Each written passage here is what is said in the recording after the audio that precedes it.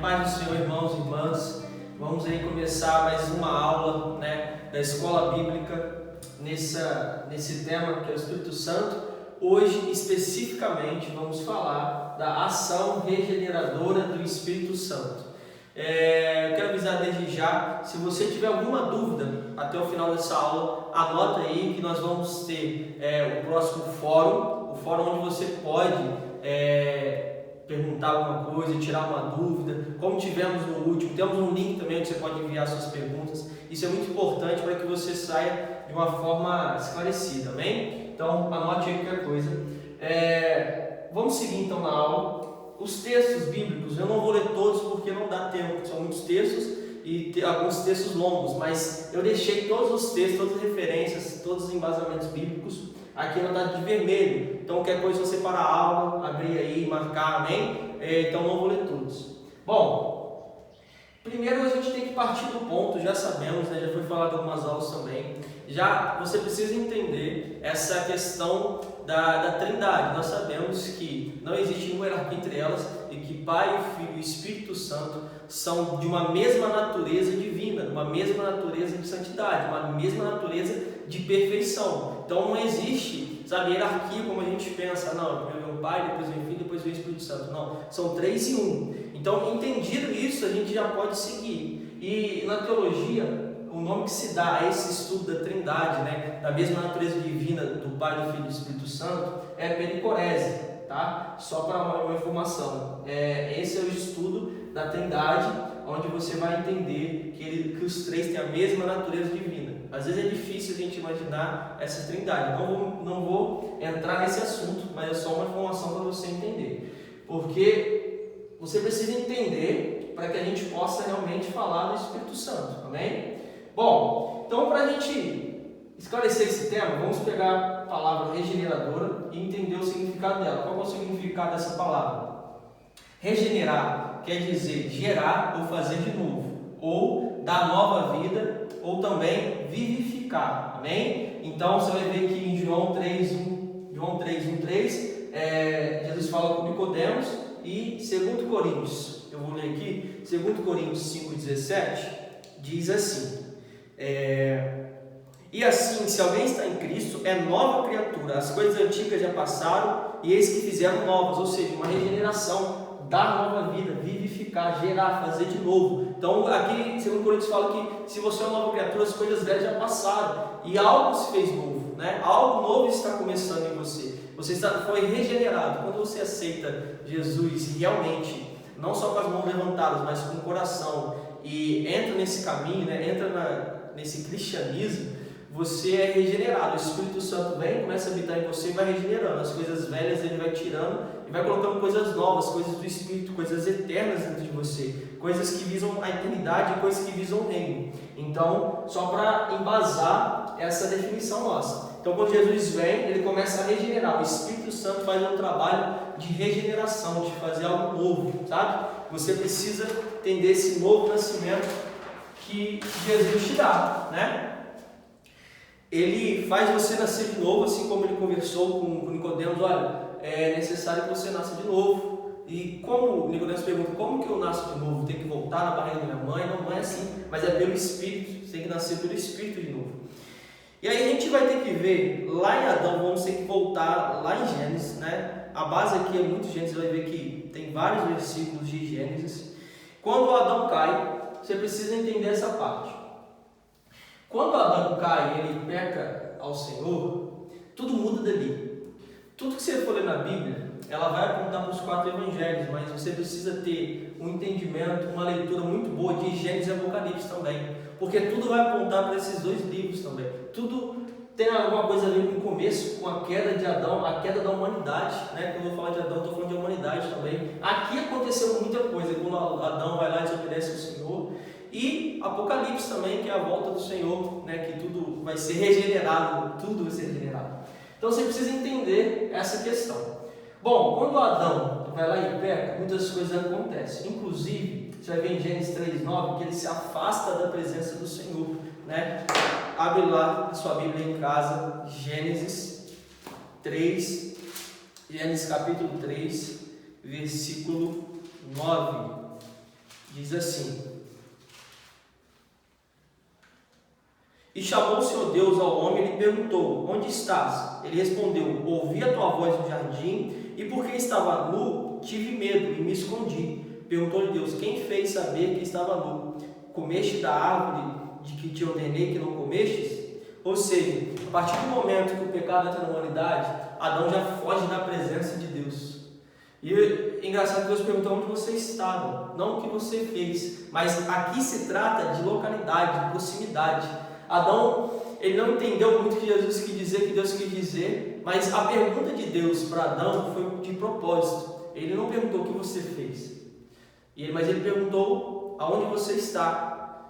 Aqui tem a ver com localidade, proximidade da presença de Deus. Mas a gente vai ver que Adão não consegue responder isso, mas muito tempo depois você vai ver na Bíblia que um homem chamado Pedro, ele responde isso. Ele está falando sobre, Pedro fala ao Senhor Jesus sobre proximidade, sobre local, quando ele fala: para onde eu irei se só o Senhor tem palavras de vida eterna?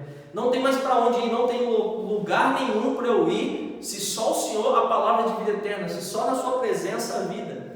Pedro entendeu o que Adão não entendeu muito tempo atrás. Então a gente vê que o pecado, ele afasta o homem de Deus, né? O pecado aqui, ele gerou muitas consequências ruins para o homem, inclusive o homem fugir da presença. E até hoje muitos de nós fugimos da presença de Deus.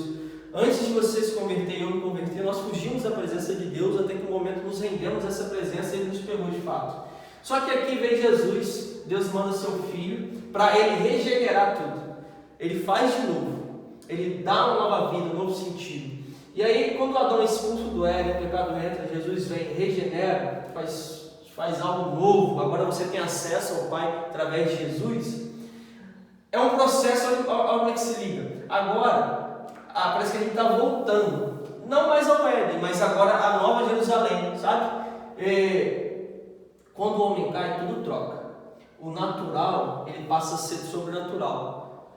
E entenda o seguinte: quando Adão conversava com Deus, ele conversava como se fosse um amigo, como você está me ouvindo, ele ouvia Deus. Só que hoje em dia, quando a gente escuta a voz do Espírito Santo, é algo sobrenatural. Quando o Espírito Santo fala para você alguma coisa, ou revela algo de alguém, você julga isso, e eu também, como algo sobrenatural. Mas entenda o que hoje é sobrenatural. Antes do pecado, lá no Éden, era natural. O milagre era natural. Deus falar com o homem era natural, o homem ouvir Deus era natural. Hoje já passa a ser algo sobrenatural, mas o que Jesus quer fazer é regenerar isso, voltar para que seja natural, porque é isso que o céu tem. Quando você vê uma cura, um milagre, a gente enxerga isso como sobrenatural, mas na verdade é natural. É o céu falando que tem lá, é o céu falando que no céu não tem doença, no céu não tem brigas, no céu, sabe, não tem nada disso. E o céu tem, é o quê? É o que era antes do pecado. Então esse plano é para nós voltarmos na verdade. Porque eu entendo o seguinte: evoluir no cristianismo é voltar ao início para um novo começo. A gente pensa, o cristianismo, você vê na Bíblia, no Evangelho, é tudo ao contrário, né? Se você quer receber, você tem que dar. Se você quer crescer, você tem que diminuir. E eu entendo o seguinte: se você quer evoluir, você tem que olhar lá para trás e voltar à sua essência, o que você é de verdade em Cristo, não que você foi gerado nesse sistema corrompido após Adão, mas é aquilo que Deus te fez, é a sua identidade real, é aquilo que Deus planejou para você, e Deus, quando te criou, Ele imaginou: é isso que meu filho vai ser. Então o evoluir, na verdade, é voltar lá para como o homem era, como Deus fez no início, antes dessa corrupção humana. Então entenda isso, tudo voltou. Quando você começa a usar o sobrenatural, Deus quer te usar tanto. Você tem que, no começo, às vezes, quando você começa a escutar a voz do Espírito Santo, é algo sobrenatural, você fica assim, não sei se é, mas conforme você vai crescendo e vai ouvindo cada vez mais a voz do Espírito Santo, isso já não fica sobrenatural para você, isso já é natural, sabe? Eu já escuto Deus naturalmente. Eu estou lavando a louça e estou escutando o Espírito Santo falar comigo. Eu estou fazendo alguma coisa, estou escutando o Espírito Santo falar comigo. Eu já obedeço naturalmente Ele, sabe? Ele já usa você com o dom que Ele te deu, seja de cura, seja de milagre, seja qual dom for. Ele já te usa tanto, e você já está tão alinhado com os planos do Senhor, com a vontade dEle, que o sobrenatural virou natural, sabe? Você já não não acha que é sobrenatural, mas de forma natural ele te usa. Esse é o ponto que eu quero chegar. E isso que você precisa entender, que você tem que ser tão usado, estar tão íntimo com Deus, que essas coisas já são naturais, porque você e ele já estão ali conectados, sabe? Parece que é um Bluetooth que o Espírito Santo fala e você entende, você obedece e você corresponde. Amém? Bom, dito isso, nós vamos para 4 pontos, né, na ótica do que o Espírito Santo faz em nós, com base em Gênesis. Então eu quero abordar com você 4 pontos baseados em Gênesis, como o Espírito Santo faz em nós, né, hoje em dia, nas nossas vidas, o que ele faz.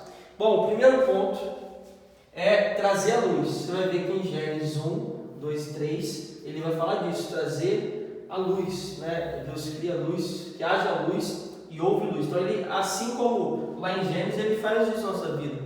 Quando você se converte, o Espírito Santo vem, ele traz luz na sua vida. E concorda comigo, ninguém consegue enxergar o que é de errado na sua vida no escuro. Então quando o Espírito Santo traz luz, ilumina tudo, se eu apagar essa luz aqui, ninguém vai me ver. E quando acende, você consegue ver as coisas.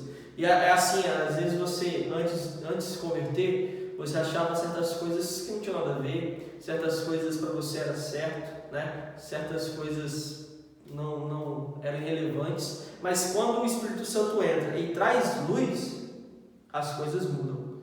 E aí, você vai ver que em Gênesis, essa palavra para o Espírito, no original é essa daqui, ó. Você pode ver aqui em vermelho, é a palavra no original, que na verdade quer dizer Espírito do Criador Eterno. Isso mostra, até para teologia, que o Espírito Santo, às vezes a gente pensa que ele veio depois, né? No Novo Testamento, o Espírito Santo, Pai, Filho e Espírito Santo, Trindade, sempre esteve. Quando ele fala lá, façamos o homem no plural, os 3 já estão ali, sabe? Pai, Filho e Espírito Santo já estão ali. Então, essa palavra significa o Espírito do Criador Eterno, mostrando que o Espírito Santo já estava antes e agora conosco, quando ele entra e ele traz a luz na nossa vida e as coisas começam a mudar. Vamos para o segundo ponto, que após trazer luz, ele faz a separação entre luz e trevas. Gênesis 1:4, você vai ver que ele faz essa separação. E é o que eu abordei aqui, 2.1, 2.2, 2.3, que é o que ele faz. Então quando o Espírito entra em você, ele vê algumas trevas em você, ele vê algumas coisas erradas em você, ele começa um processo de libertação, de arrependimento e de renúncia. Ele te liberta de alguns vícios, ele te liberta de coisas que estão te aprisionando, seja espiritualmente, seja fisicamente. E aqui é muito importante você entender. Quando a Bíblia fala de arrependimento, na verdade ela está falando de metanoia, que é uma mudança de mente. Porque você não consegue mudar nenhum hábito se você não mudar isso na sua mente, né? Para qualquer ação que você vá fazer, antes você pensa nela. Se você for falar, se você for mexer o braço, se você fazer qualquer ação, antes ela passa pela sua mente. Não tem como você fazer sem passar pela sua mente. Então, o arrependimento, na verdade, é uma mudança de mente, uma mudança de entendimento, onde Romanos vai falar, Romanos 12, você tem que mudar a sua mente agora, a mente de Cristo está em você. Então, a sua verdade é trocada pela verdade de Cristo, né? A sua vida agora é dele. Então, o que ele pensa, o que ele acha que é verdade tem que ser para você. Porque muitas coisas que antes achávamos verdade, agora já não é mais. Muitas coisas que antes achávamos certo, agora não é mais.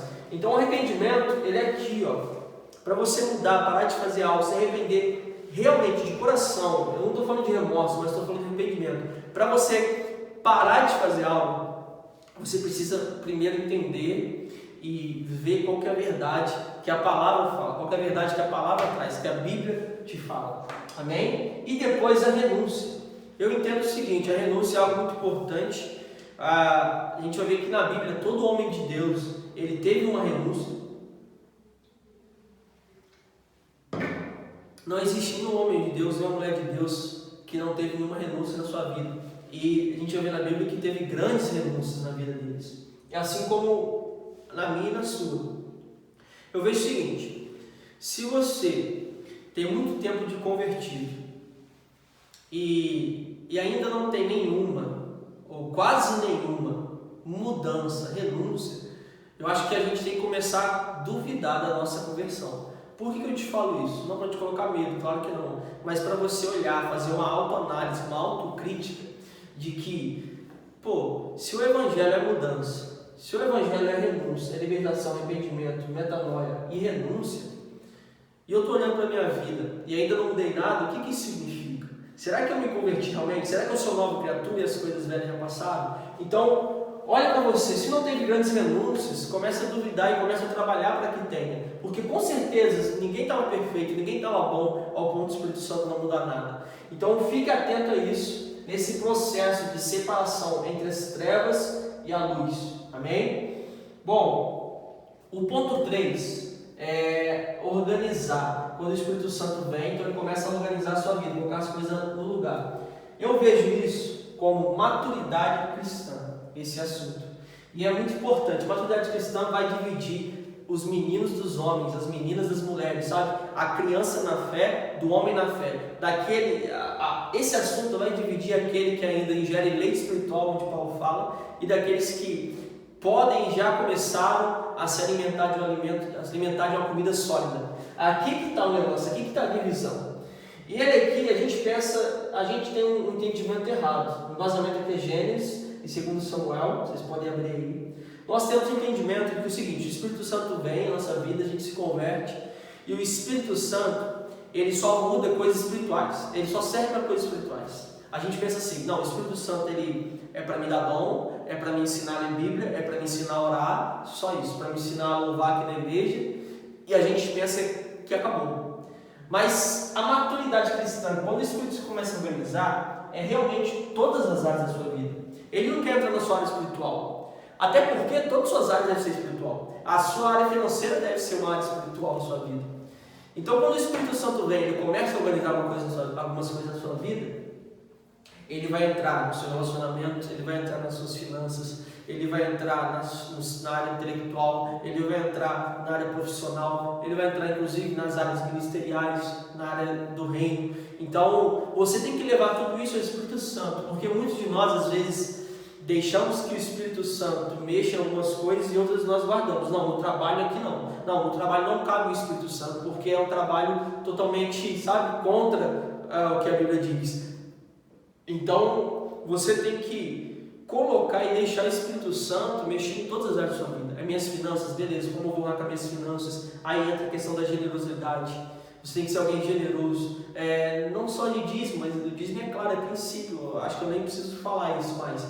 Mas ser generoso, ofertante, honrar Deus com suas finanças. Fazer alguma coisa que seu dinheiro seja útil para você e para o reino, porque o reino é toda a área da sua vida, não é só você vir na igreja, não é só isso que é o reino de Deus, o reino espiritual, mas é todas as áreas da sua vida, no seu relacionamento, seja namoro, seja casamento, no seu intelectual, ele mexe em tudo. Para você ter noção, quando eu me converti, o Espírito Santo começou, processo 1, processo 2, esse processo 3 de organizar, eu não tinha, antes de me converter, eu não gostava muito de ler, seja qualquer coisa. Não gostava de ler livro, jornal, para estudo, nada. Mas depois que eu me converti, eu comecei a tomar um gosto muito grande pela leitura, e hoje em dia a leitura é essencial, não só hoje em dia, mas qualquer época a leitura é essencial. Ainda mais com a Bíblia, você precisa ler a Bíblia. E aí ele começou a gerar essa fome, essa leitura, e eu comecei a me agradar mais, ler mais livros, ler Bíblia, noticiário, ler jornal, na internet, E eu comecei a tomar esse gosto para a escola, no ensino médio, quando eu estava estudando no ensino médio, e ele me deu esse gosto para estudar, e eu comecei a estudar mais, comecei a crescer mais nessas áreas. Então eu entendi que o Espírito Santo ele não mexeu só nos dons, ele não mexeu só nas coisas relacionadas à igreja, mas ele mexeu em todas as áreas da minha vida. Me deu até o gosto pela leitura, e isso me ajudou em várias outras áreas. Então entenda isso, o Espírito Santo, quando eu falo que o Espírito Santo, ele te ensina todas as coisas.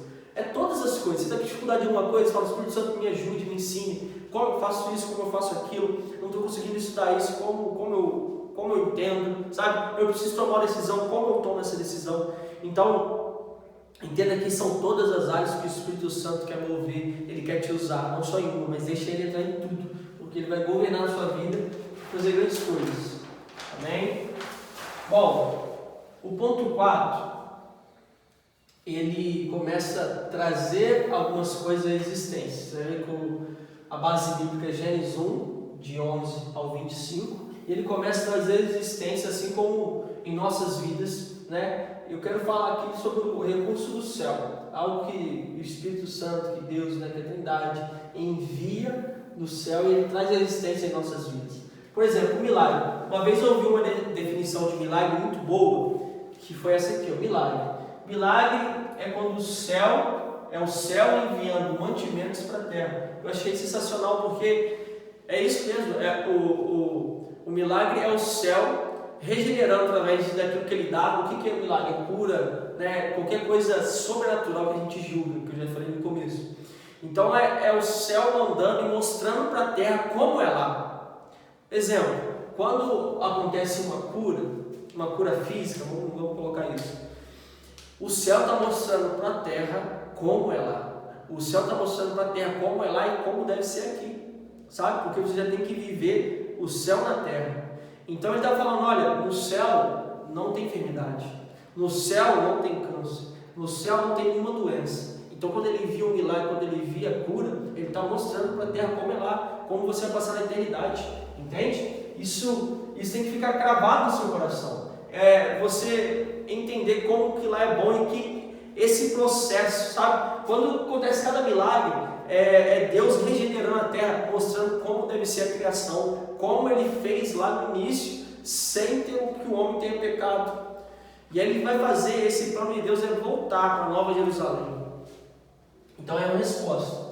E eu vejo que Deus, no meu entendimento, né, você pode discordar à vontade, mas eu tenho um entendimento que Deus ele tem duas realidades. É claro que Deus ele tem um plano só na Bíblia, um plano A. Deus não tem plano B, nem precisa. Mas eu vejo que nesse agir de Deus, seja qual for a área, ele tem duas finalidades. Uma finalidade primária, que é uma finalidade salvífica. Tudo que Deus faz, ele tem uma finalidade que aponta para a eternidade. Uma eternidade salvífica, de salvação do homem, sabe? Deus ele não faz nada pensando só no hoje. Mas então tudo que ele faz na sua vida, ele tem essa finalidade salvífica. E o que seria essa finalidade secundária? Seria todas as outras coisas. Tudo que Deus faz tem a finalidade secundária que, na verdade, elas estão juntas, aponta para a primária. Por exemplo, Deus ele envia um milagre, ele te cura, ele te dá um testemunho, ele te dá uma restauração, né? Ele faz algo na sua vida, não é só para você ficar para você. Quando Deus te cura, não é só para você ficar bem, você está curado, beleza, vive sua vida. Quando Deus faz um milagre na sua vida, envia uma provisão, não é só para você viver esse milagre e pronto, acabou aqui. Ele tem uma finalidade de te salvar, ou através da sua cura, as pessoas verem que ainda existe um Deus e salvar outras pessoas. Então Deus não faz nada à toa, Deus não faz nada sem nenhuma finalidade. Deus, tudo que Ele faz, Ele tem uma finalidade de te salvar, de alcançar o seu coração, ou de terceiros que vão ouvir esse testemunho, ver esse testemunho. Entende? Então tudo que Deus faz não é só para você. A gente tem às vezes uma individualidade, né? A gente pensa que Deus fez para mim é só para mim. Não, tudo que Deus faz para você, na verdade é para outro. O dom que Deus te dá não é para você, é para outro. Para você usar para outro. Amém? Então entenda essa parte. Tudo que Deus faz é uma finalidade secundária que aponta para a primária, que é a salvação. Deus está querendo alcançar a humanidade, Deus está querendo salvar a humanidade. E como que Ele faz isso? De várias formas. Ele cura, Ele liberta, tudo que eu falei Ele faz, né? Ele traz a existência, Ele envia recurso do céu, para que você possa ver de alguma forma que esse Deus existe, Ele não está morto, que a palavra dEle funciona, muda vidas, e de alguma forma, sabe, as formas que Deus usa para alcançar o homem são diversas e a gente nem imagina como Ele alcança muitas pessoas. Ele me alcançou de uma forma, Ele te alcançou de outra forma, cada um tem um testemunho e nessa vamos sendo salvos e Ele vai nos usando para anunciar o Evangelho e salvar outras pessoas e assim trazendo uma regeneração.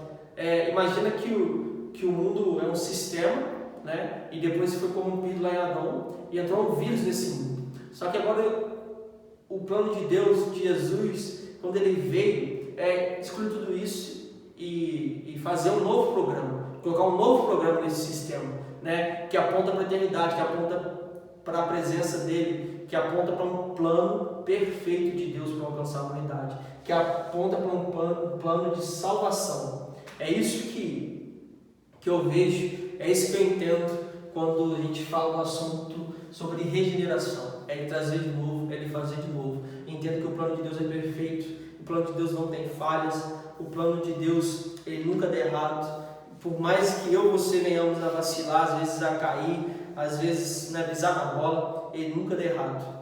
Então, entenda esse conceito, que você possa, se tiver alguma dúvida sobre isso, às vezes gerou, você já tinha uma dúvida, anota aí, né? Venha no nosso fórum para que você possa sair com essa dúvida, né? Sair sem essa dúvida. Temos um link também, fica atento aí nas próximas aulas, amém? Se você ainda não viu as últimas aulas, que você possa ir lá, dar uma olhada, é bastante bacana, que você possa anotar, amém? Que você possa se dedicar no estudo da palavra. Se você pega os versículos depois, dê uma lida em cada um, às vezes gera dúvida. Gênesis é um livro especificamente que gera muitas dúvidas, né? No Antigo Testamento. Então que você possa ler, que você possa buscar o entendimento, para que você possa viver. Então, eu acho muito importante essa questão da escola bíblica, eu acho muito importante o estudo da palavra. A gente não pode ler a palavra como um jornal, pegar um versículo aqui e ler, sabe? Disse o Senhor, e vai lendo só isso. Não, você tem que ler o contexto, você tem que ter uma leitura, né, sistematizada. Você tem que ver que esse versículo está inserido no capítulo, e esse capítulo, né, esse versículo tem um pré-texto e um pós-texto. E você precisa ler o livro, ler o capítulo, ler o livro, ler a parte, né, que é o Antigo Testamento, o Novo Testamento, porque a Bíblia ela é completa, ela se liga, tudo aponta para os 4 evangelhos. Você precisa pelo menos fazer um plano de leitura da Bíblia no ano. Então, deixo esse desafio para você, né, que você possa pegar a sua Bíblia e estudar, mergulhar nela, que Deus possa trazer revelação para você também, o Espírito Santo possa falar para você, amém? Para que você venha crescer e tudo isso que você aprendeu. Agora, o importante também, tudo isso que você aprendeu, que você possa praticar. Não adianta você só ler e não praticar, né? Qualquer um pode fazer isso, até um ateu pode ler e não praticar. Então, o que difere o cristão? Quando ele pratica a palavra de Deus, quando ele pratica aquilo que ele aprende. E aí Deus faz grandes coisas na minha vida e na sua vida. E aí Deus começa a te usar, e aí Deus ele vai cumprir o plano dele, a sua finalidade de salvar o homem, de usar você com os dons que ele pode te dar, usar você na pregação, usar você em várias áreas, em vários ministérios. Amém? Deus te abençoe e espero que você tenha gostado. Tamo junto. Amém.